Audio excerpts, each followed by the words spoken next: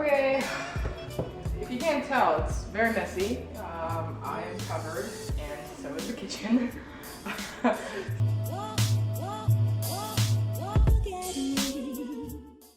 Hello everyone, and welcome back to another episode of Chopping with Chris.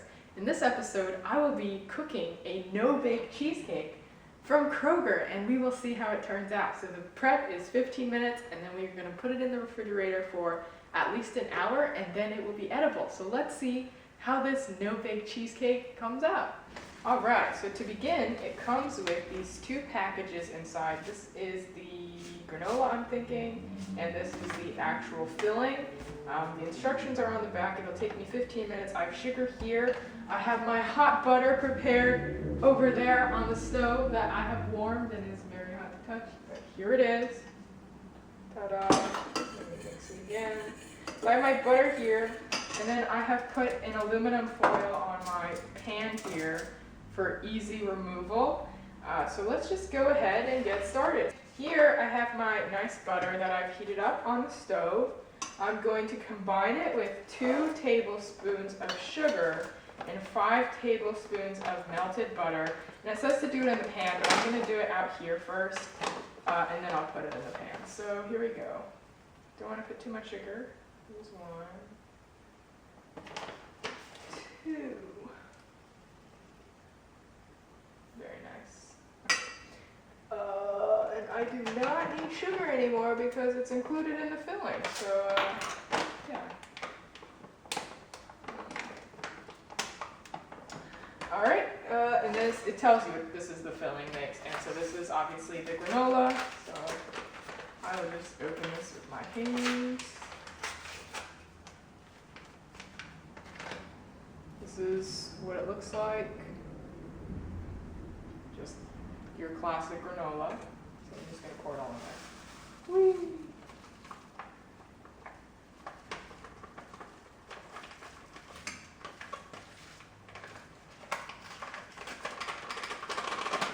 Try to get the bag clean. Don't waste any. Okay, that's what it looks like. And I'm just going to mix it. Woo! Maybe I should have mixed the sugar and the butter first, but oh well. So here I am mixing. So this is going to be much faster. So we'll be comparing this on taste and convenience, and yeah. The homemade one is obviously going to be healthier. They probably have a lot of preservatives. I was about to say they have a lot of conservatives in here. They have a lot of preservatives in here. But anyway, here you see my granola turning into a nice darker brown instead of that very pale brown that we had. So this should be about ready to pour into this pan. So here we go. Hopefully I mixed it very nicely and there's no butter on its own. We want no granola left alone. We want it all mixed in with the butter and the sugar. So hopefully I'm doing that very nicely. All right, so here we go. Just pour it in. Whee! That is a lot of granola. Okay, but it's feeling pretty soggy. It's sticking pretty nicely. All right, looks pretty clean to me. Here is what it looks like so far. I'm just gonna move it around, spread it evenly. We're just gonna pat it until it's a nice flat layer, like a nice cheesecake that you would find out in the stores. Okay, I'm tired. I'm not using this fork anymore, so here we go.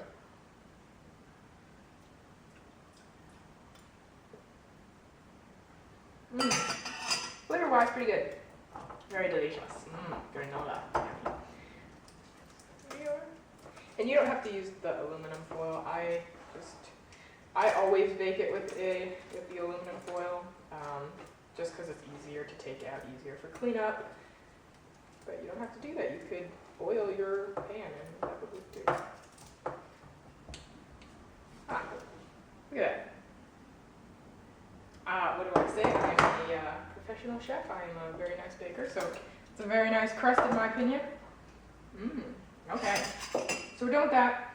Now we're going to use this Oriental bowl that I have, and we're going to pour 1.5 cups of cold 2% milk. It says use a small bowl, but I mean the milk already took up half of this, I would say medium to large size bowl, so use a big bowl. Alright, so here I have the filling, and then I'm going to mix it on low speed until blended, and then mix on medium for 3 minutes. The filling is going to be thick, it says. Alright, let's see what it looks like. Ooh, it looks like milk, milk powder.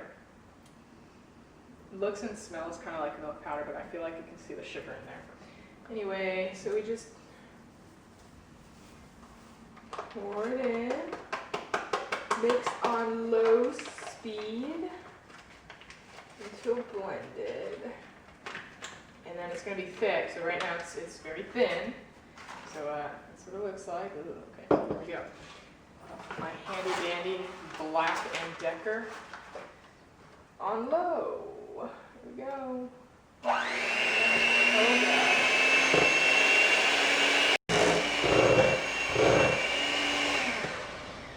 Okay, if you can't tell, it's very messy. I am covered, and so is the kitchen. So use a bigger bowl next time. And I just spread the filling into my prepared crust. So here we go. We just pour it all in, and I will just use the spoon. Look at that. Woo! You ever seen those blizzards? They just don't fall. Okay, this is very thick. But I guess it has to be thick because otherwise it won't like set since we're not baking it. Cool. There's that. Here we have, very nice. Very nice thing. And we just spread it. Look at these skills. It smells like milk. All right. Well, this is what it looks like. Very smooth that I tried. And then we're gonna chill it for at least 1 hour. All right, so here we have it all wrapped up, and we're gonna stick it in the refrigerator for 1 hour at least, and we're gonna come back and see what it looks like. All right, here is the cake. It smells pretty good. The top view, and then here is what it looks like from the side. It's not, this side is not bad actually, but there you have it. Nice cake. It's a softer consistency than I thought it would be, than what I prefer for my cheesecakes, but the granola crust is very hard. Oh boy. All right. If I can get it out of here. There we go.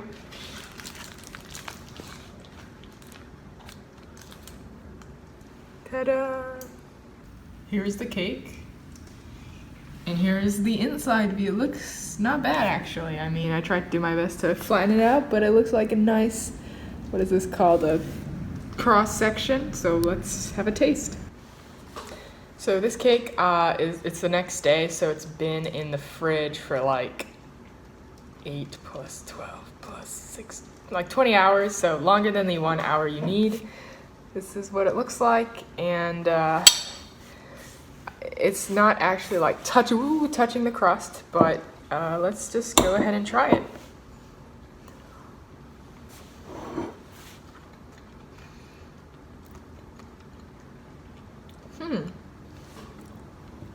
I need another taste of that.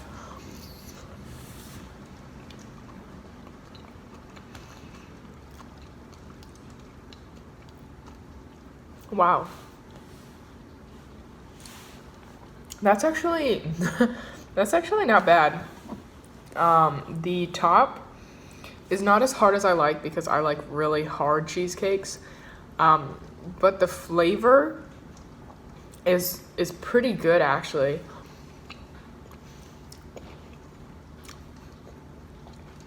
The texture in your mouth is like a good texture. It's not too soft. I don't like soft cheesecakes, but it's like medium, so it's not that hard either. It is slightly sweeter than I prefer, and it doesn't taste too cream cheesy. It's not like that richness.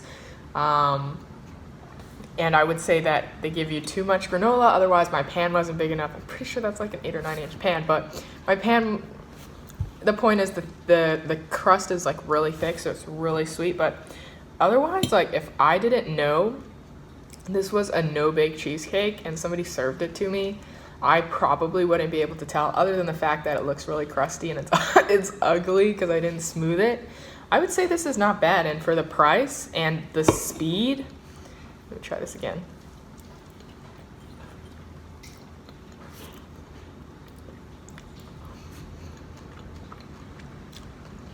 Yeah, it's not bad. So the crust flavor is actually really good. Like, I like graham crackers. Did I say granola crackers earlier? The graham cracker flavor is really good. I think the top cheese part is a bit too sweet for my taste. And it does taste a little bit artificial, but I really wouldn't be able to tell. Yeah, I really think the only thing it lacks is the richness of like real cheese. Otherwise, it looks and tastes pretty much like a normal cheesecake. Would I do this again? Probably not. For the price, it's not bad. This probably was not more than $5, to be honest. I don't really remember how much it was, but it took, I didn't time myself, but it was like 15 minutes maybe to make it, and then you just freeze it. You don't even need to freeze it, just put it in the regular refrigerator. You don't need to preheat the oven, cook it for an hour, let it rest, and then, put it in the fridge for a very long time. So time-wise, this is very worth it.